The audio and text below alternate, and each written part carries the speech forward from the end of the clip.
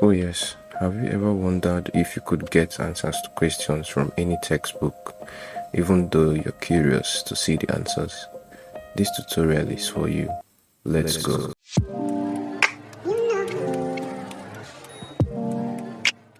Browser, open new tab, type in leadsolutions.org, click on the search box, type in the name of the textbook, let's say Modern Control Systems.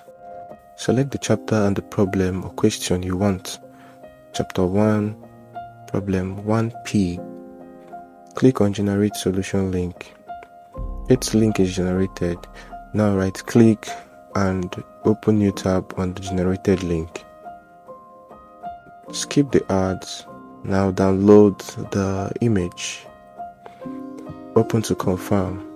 And you can see a step-by-step solution for chapter 1, problem 1P. That's it, guys, how to get answers to any problem or questions on any textbook. Please, if you're new to this channel, click on the subscribe button, hit the bell for notification, like, share and comment. Only on Softskate.